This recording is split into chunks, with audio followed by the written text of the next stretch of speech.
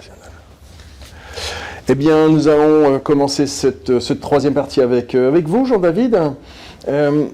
Lors de la préparation de cet entretien, vous m'avez dit ça serait intéressant aussi d'avoir un regard un petit peu international sur la question de la RSE, les Allemands, les Américains.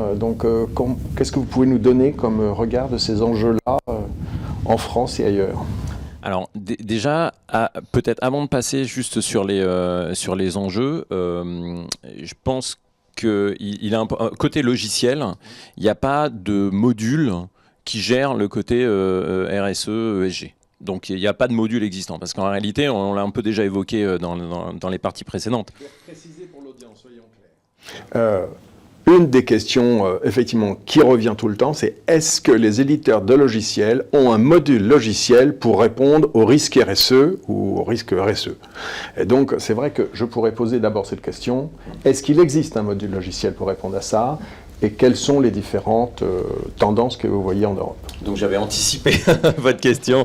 Et effectivement, en fait, il n'y a pas vraiment de module qui dit, voilà, c'est un module, j'achète un module RSE et je suis capable de couvrir tous ces aspects-là via un module. Parce qu'en réalité, on l'a déjà évoqué, il y a une composante supply chain, donc avec toute la partie empreinte carbone, etc. Donc en fait, ça se saupoudre sur de la supply chain. Mais on a aussi, on l'a évoqué également, toute la partie risque fournisseur. Donc ça va saupoudrer un petit peu sur la partie P2P. On va avoir cette même composante sur la partie engagement de dépenses, parce qu'au moment où je vais engager ma dépense, moi, utilisateur final dans une société, je suis censé être capable de voir si mon fournisseur il est aligné avec ma mentalité développement durable. Donc je suis censé voir si ce fournisseur-là c'est un fournisseur avec qui j'ai envie de travailler et ou si je peux préférer un autre qui est plus aligné avec mes convictions. Ça va être aussi saupoudré sur toute la partie reporting, parce qu'on a des reporting particuliers maintenant qui sont demandés dans certains pays, pas encore toujours en France, mais ça nous arrive.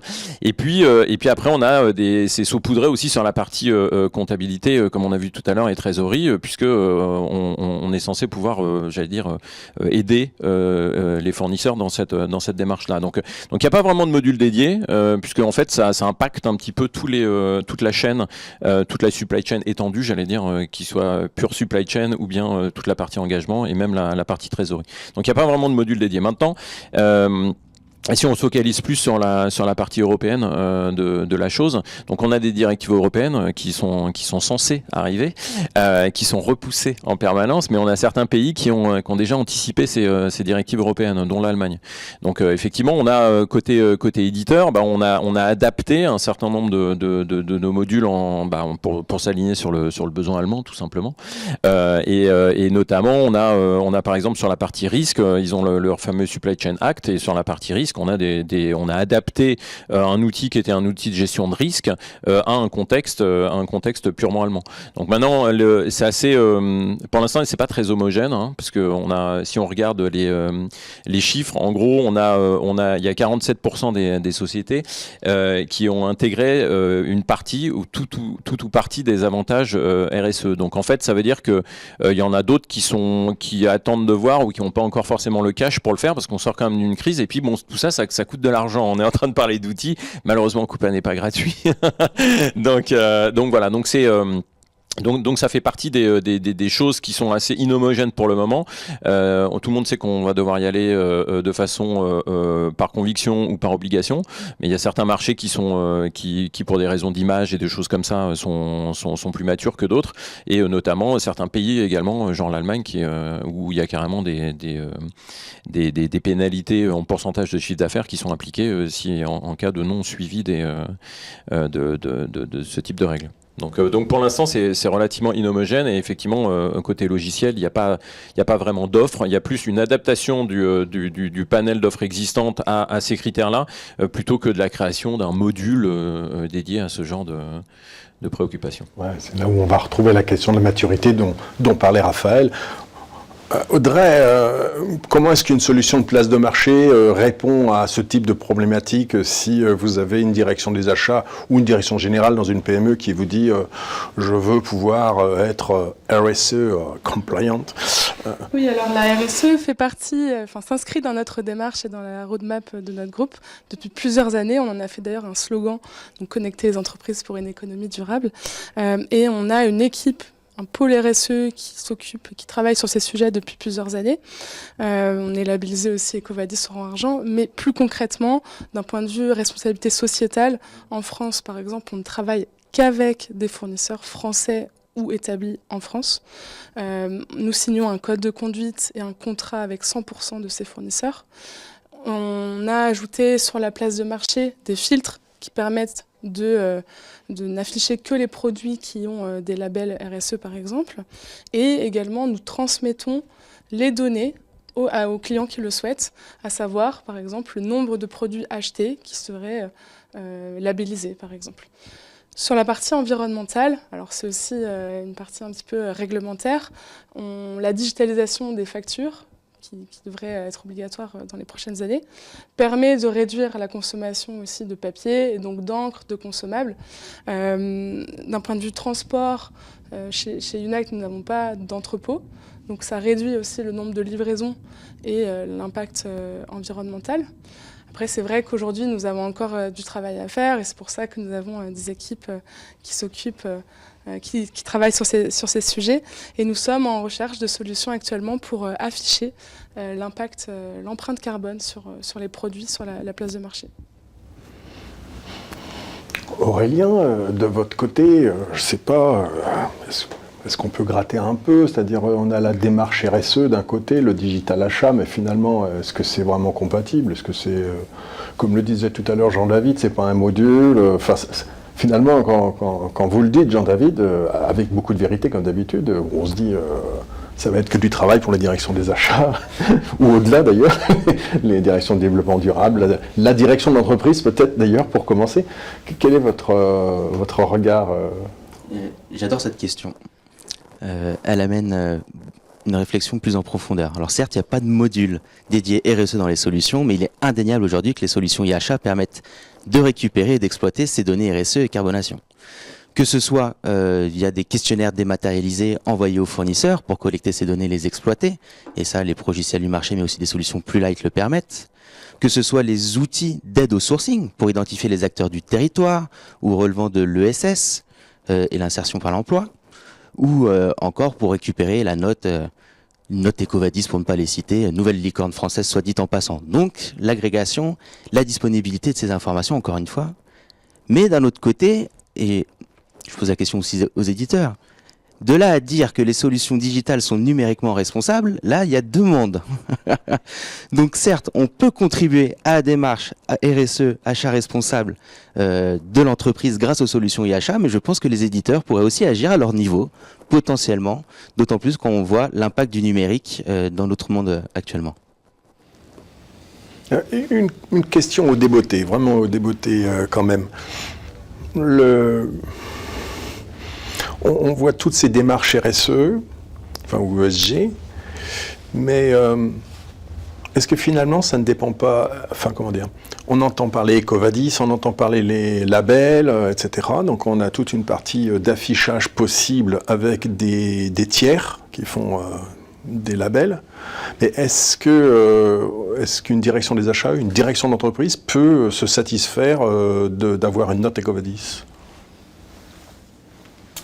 Alors, merci Patrick pour cette question. Alors, la note EcoVadis est un des critères d'évaluation de la politique achat de l'entreprise. Mais au même titre que la certification ISO 20400, au même titre que le label FRR, au même titre que Bicorp, etc. Toutes ces briques-là et la fonction achat et la démarche achat responsable est intégrée et évaluée dans une démarche de certification jusqu'au document extra-financier de l'entreprise dans lequel, bien évidemment, sont intégrés différents éléments. Alors peut-être, pour répondre à cette question, je pense qu'aujourd'hui, on accélère tous, enfin le mot environnement, et c'est bien normal, il est dans toutes les bouches, dans toutes les actions, dans les entreprises.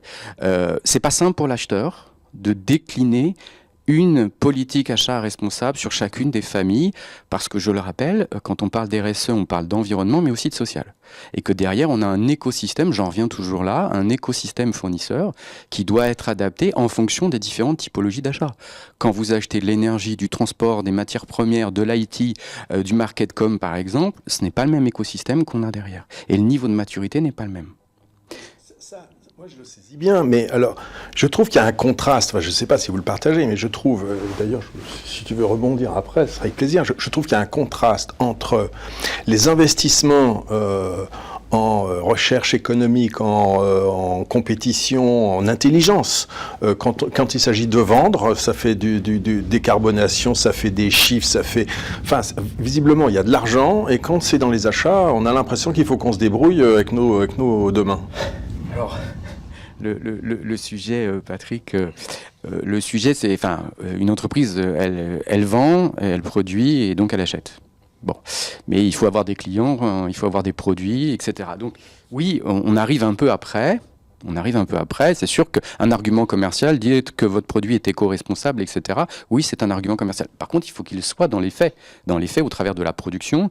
Et je rejoins ce que disait Aurélien au passage sur la démarche Green IT des éditeurs. Ça, c'est extrêmement important parce que quand on dit on fait moins de papier, j'aimerais quand même qu'on regarde derrière en TCO si le moins de papier par rapport au coût des data centers et de la gestion de la data, etc. Donc je pense qu'il faut là-dessus, il y a un travail à faire plus globalement sur la digitalisation et c'est important de partager ce message. Mais pour répondre, oui, les fonctions achats aujourd'hui sont de plus en plus, investissent de plus en plus sur ces sujets-là et doivent accélérer. Et donc, c'est pas simple pour les directions achats, c'est pas simple pour les acheteurs au quotidien, parce que c'est une fois de plus, et je reviens à ce que disait tout à l'heure Aurélien, et là on prend un peu de hauteur, on sort des outils, mais c'est un peu normal, puisqu'on parle d'une démarche plus globale, c'est la conduite du changement. C'est comment mes clients internes acceptent d'aller changer le choix du fournisseur, d'intégrer des critères RSE et d'en faire un vrai critère de décision. Et je réagis sur ton dernier point. Et en fait, je suis complètement d'accord avec ça. Et même la façon dont nous, éditeurs, nous vendons nos outils, on n'est pas en train de vendre une implémentation d'un énième outil dans une société, mais on vend un projet de transformation. Une implémentation d'outils est un projet de transformation. Une fois de plus, si on a un processus, comme le disait Aurélien tout à l'heure, si on a un processus qui est bancal, c'est pas parce qu'on va le gérer via un outil qu'il va plus être bancal. Donc si on change rien, le résultat final, il va être relativement le même. Alors aussi, on va faire des économies qui vont être marginales sur des cycles d'approbation, sur des choses comme ça, c'est toujours bon à prendre, mais c'est pas là où se trouvent les vraies économies. Donc c'est ce qu'on dit à nos clients, ne nous mettez pas sur la partie implémentation, ne nous mettez pas des gens qui savent comment marche votre boîte, mettez-nous des gens qui savent comment vous avez envie que ça marche dans 2-3 ans et projetez-vous. Parce que sinon c'est comme disent très bien nos amis anglo-saxons, garbage in, garbage out, et on n'a pas les résultats escomptés. Donc ça c'est le premier point. Et le deuxième point, c'est je vais insister aussi sur une approche par la valeur. C'est-à-dire que le but n'est pas juste d'implémenter un outil, mais l'objectif est d'en tirer de la valeur. Et côté achat, on n'investit pas dans de la recherche de fournisseurs, de choses comme ça, on recherche de la valeur pour sa boîte et on achète de la valeur. Donc les gens à qui nous on vend nos outils, ils cherchent de la valeur. Et ils cherchent des ROI aussi, c'est-à-dire ils cherchent, j'investis dans un outil, mais combien ça va me rapporter et qu'est-ce que je vais y gagner, quoi. Donc cette approche par la valeur, il est très important parce que au lieu d'avoir des KPI projets maintenant qui sont juste je suis mon planning et puis je regarde si je suis à l'heure ou si je suis pas à l'heure et ça y est, mon projet je te l'ai délivré en temps et en heure. Un projet sans utilisateur, ça vaut rien. Un projet sans fournisseur, ça ne vaut rien. Et un projet sur lequel on n'avait pas des KPI identifiés au départ, qu'on a mis en œuvre pendant le projet et qu'on a suivi après le projet pour vérifier qu'on avait effectivement atteint ces KPI-là, c'est un projet un petit peu old school, quoi. Merci beaucoup Jean-David de le répéter haut et fort. Je pense qu'Aurélien voudra ajouter sur la même thématique quelque chose, mais Raphaël... Oui, sur la partie, je voudrais revenir sur ce que disait Jean-David sur la data et sur les outils. Le premier point quand vous travaillez sur les achats responsables, c'est de travailler sur l'analyse de risque. Et en effet, comme le dit Jean-David, une solution source to pay collecte, concatène un certain nombre de data qui permettent d'aider à la définition de l'analyse de risque. Ça, c'est un élément important et je pense que les éditeurs travaillent sur ces sujets-là. Jean-David en a parlé. Je le rejoins sur l'Allemagne, qui est vraiment beaucoup plus en avance que nous. Alors avec un environnement législatif beaucoup plus fort et beaucoup plus contraignant, ce qui aide à pousser sur ces sujets-là. Mais en effet, la data, j'en reviens à ce sujet, la data, la gestion de risque est une brique importante et le pilotage de la relation au fournisseur est un élément clé pour les achats responsables. En parallèle, je voudrais quand même mettre en avant la démarche de l'État qui lance un plan national des achats durables qui, dans tous ces marchés, va intégrer de façon prépondérante des critères environnementaux et sociaux sur les marchés, qui va donc pousser les entreprises à accélérer et qui nécessite d'avoir du reporting, du suivi, puisque c'est pas juste j'ai un critère, je regarde votre politique achat responsable, mais je regarde ce que vous faites et comment vous le faites avec du reporting. Donc ça, c'est un besoin de plus en plus fort et qui va s'accentuer dans les années à venir. Autre point sur la data, il y a des solutions de bilan carbone. Pour faire le bilan carbone, il y a des solutions qui existent aujourd'hui sur le marché et elles se développent de plus en plus. Ça, c'est des briques importantes. Je dirais que c'est l'étape 0 aujourd'hui de faire un bilan carbone de son entreprise. Mais demain, l'élément clé, et pour le coup, les éditeurs et la fonction achat va beaucoup travailler là-dessus, c'est la traçabilité. C'est-à-dire, mon produit, je l'achète à un fournisseur, lui-même a acheté de la matière première, va me transférer. On va avoir un schéma de suivi de la donnée qui va être de plus en plus important aujourd'hui et qui va être nécessaire, surtout quand on parle, par exemple, de produits chimiques, etc. On va devoir intégrer tout ça et intégrer cette chaîne globale qui pose d'autres problèmes de responsabilité sur le fournisseur, mais aussi sur le client, et un sujet de à qui appartient la donnée. Parce qu'on a beaucoup parlé de données, mais il y a une donnée brute, il y a une donnée retraitée, il y a une donnée qui est achetée, il y a une donnée qui est en libre accès, etc. Donc derrière, tous ces aspects-là sont à prendre en considération, et il vaut mieux le faire avant qu'après, parce que sinon, ça oblige à revoir complètement la solution ou les solutions que vous mettrez en place, parce que pour l'instant, ça sera des solutions par rapport à différents cas d'usage. Si on parle un petit peu d'intelligence artificielle, Patrick, et je laisserai la parole à Aurélien, mais sur l'intelligence artificielle aujourd'hui, Jean-David en a parlé, la notion de prédictibilité, d'anticipation et d'aide à la décision pour les acheteurs, ça c'est vraiment une priorité. Et dans les achats responsables, c'est important, surtout sur l'analyse de risque. Donc ces cas d'usage-là sont vraiment des cas qui vont être de plus en plus d'actualité. C'est pas simple, parce que bien évidemment, comme je l'ai dit, il y a des données qui arrivent de différentes manières, qui ne sont pas structurées de la même façon. Il n'y a pas un référentiel de base qui permet tout de suite d'agréger tout ça. Mais ça, c'est une vraie préoccupation et un besoin des directions achats. Donc ça, c'est très positif, parce qu'aujourd'hui, avec le Covid, ça c'est un effet positif du Covid, il y en a eu quelques-uns quand même, c'est que les directions achats se disent je peux aller plus loin avec mes solutions. Je suis plus seulement dans la dématérialisation, mais je peux aller plus loin. Et certaines organisations très matures travaillent là-dessus. Merci beaucoup Raphaël. Alors, nous avons déjà entamé la phase de questions-réponses, chers auditeurs, puisqu'il y avait notamment une question sur la partie implémentation, et Jean-David l'a parfaitement traité. Et puis, il y avait des questions sur l'IA qui vient juste d'être adressées. Les autres questions ont été traitées au fur et à mesure de l'audience. Alors, j'aimerais, avant de refaire un dernier petit tour de table, vous repréciser le 11 et 12 avril, à Porte de Versailles, le salon Solutions, où vous allez retrouver tous les acteurs majeurs sur leur stand et au travers de différents acteurs. Alors, sinon, Aurélien, quel serait votre regard sur l'aspect carbone et solutions sur les carbones aujourd'hui ? Clairement, je n'ai pas identifié, nous n'avons pas identifié au sein du cabinet, des solutions dédiées carbone. Il y a tout un environnement qui gravite autour, qui permet de fournir de l'information, de faire le bilan carbone, mais en tant que tel, je n'ai pas identifié aujourd'hui une solution qui permettrait d'y répondre directement.